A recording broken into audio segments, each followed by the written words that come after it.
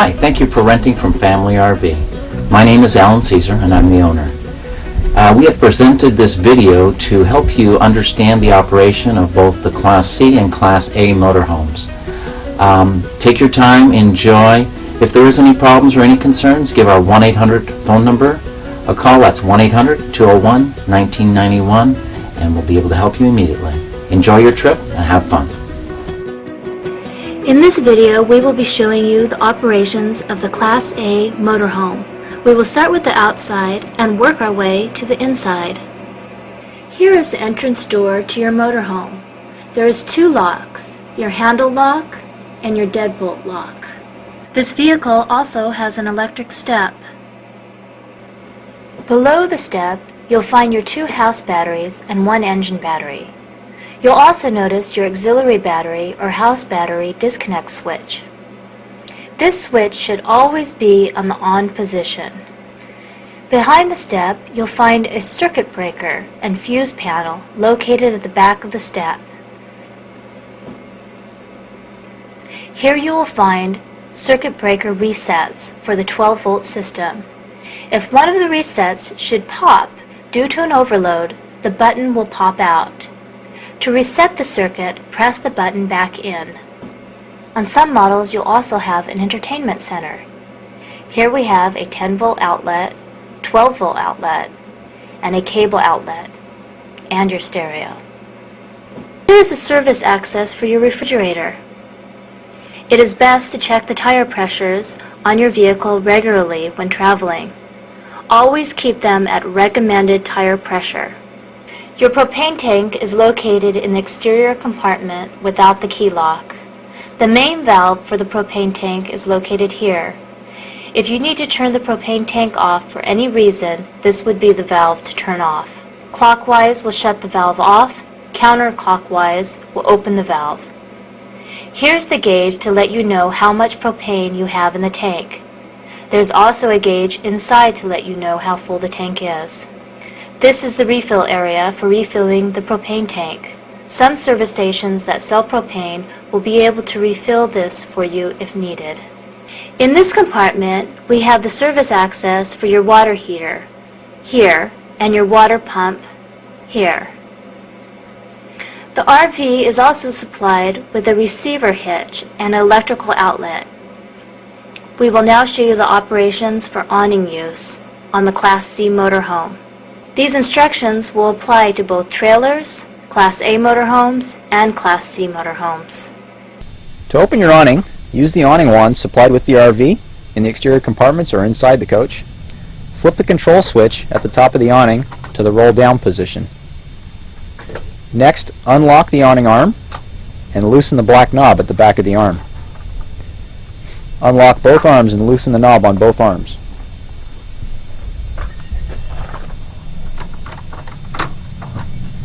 Next, using the awning wand, hook the strap located at the top of the awning and pull down on the strap.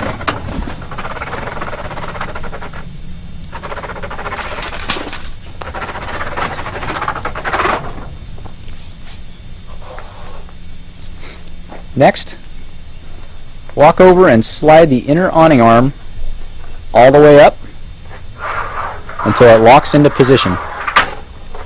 Extend the inner awning arm and tighten the black knob.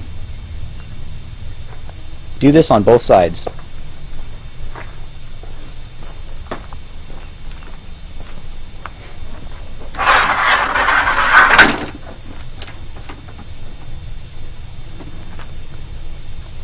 Next, you'll want to elevate the awning arm by grabbing the handle with one hand and holding the arm with another, and slide the awning handle up.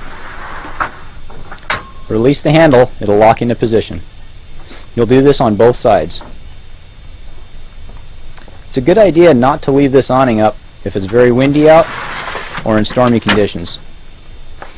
If it happens to be raining, allow some pitch on the awning so the rain can run off. To lower the awning, reverse the opening process. Lower both arms down by grabbing the handle and the arm, retracting it all the way down. Loosen the black knob, Lower the inner arm by releasing the clip below the arm. Do this on both sides.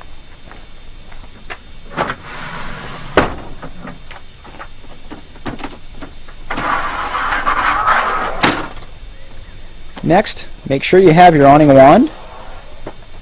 This awning is spring-loaded. Flip the control switch to roll up. Hold on to the strap. Slowly let the awning roll up.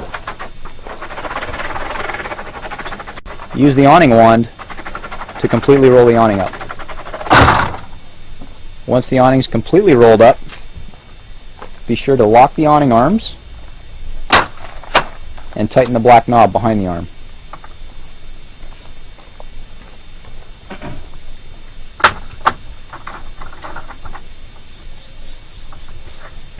And you check your engine oil and transmission fluid. Check your engine oil using the dipstick provided and add by removing the engine oil cap and adding there if needed. You can also check and add transmission fluid at the dipstick area. We also have your coolant reservoir located here and below your windshield wiper reservoir. We also have your power distribution box where you will find and if needed replace fuses if necessary. Your fresh water tank, which is approximately 30 to 40 gallons, can be refilled in this compartment right here. Be sure not to overfill the water tank. If you would like to drain your fresh water tank, the drain valve is located right at the base of the tank where the yellow handle is. Pull the yellow handle. That will drain the fresh water tank. In this compartment, we have the connections for city water and also for dumping. To connect to city water, be sure your city water valve is pointed up. Attach your hose with the pressure regulator to the city water connection. To drain holding tanks, run the dump hose through the opening of the compartment. Remove the cap and attach the hose to the connection. Your Class A motorhome has 2 holding tanks. To drain the holding tanks, pull the valves open, and if needed, you can use the tank flush connection. Be sure when the tanks are drained, you shut off the tank flush and close the valve securely. Then you may remove the hose and reconnect the cap. Here we have the light switch for outside lighting and a water pump switch if you want to use the outside shower for rinsing. This is your fuel tank refill. It's approximately 50 to 60 gallons. Down below, we have your electrical cord compartment for plugging into a campground. When hooking up to campground electrical, you'll want to unplug the cord from the receptacle in the compartment. Plug this into the campground hookup. In case the campground doesn't have this type of plug-in, you can use the adapter supplied with the RV. When you're done using campground electricity, be sure to plug the cord back into the electrical outlet in the compartment. This outlet is the power supply from the generator. In order to use generator power inside the RV, the cord must be plugged back into this outlet. This vehicle also has many exterior storage compartments. Be sure when traveling, all these storage compartments are securely closed and locked. You can use these storage compartments for storing lawn chairs or other large items that won't fit well into the RV. When driving the vehicle, be aware that it is probably heavier, larger, and longer than what you may be used to.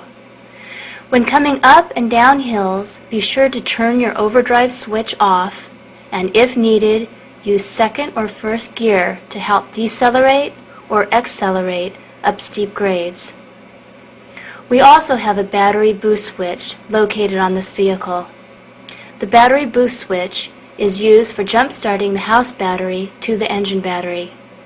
If your engine battery were dead and you needed to start the vehicle, you could hold this button down while cranking the vehicle over and start the engine off the house battery. This vehicle also has a backup camera system. To turn on the backup camera, use the power switch or leave it in the standby position and the camera will automatically come on when the vehicle is put in reverse. You can also adjust volume controls and picture controls for best use. We also have a coach heater switch. The switch will use engine coolant temperature to heat and run fan-forced air through the floorboard in the vehicle to heat the inside of the RV. You will also have the option of using the radio power off engine battery or house battery. You will want to use it on house battery when you're parked, so you won't have to leave the key in the accessory position while using the radio. You also have the option of starting and stopping the generator from the cab area, as well as the start and stop switch located in the back part of the RV. A relatively level ground.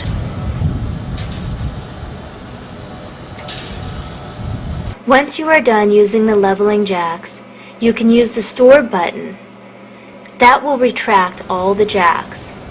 Once the jacks are all retracted, be sure to visually go outside and make sure all the jacks have completely retracted.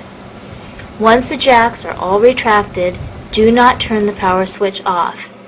It has an automatic timer which will shut the jacks off. To operate the slide-out room, be sure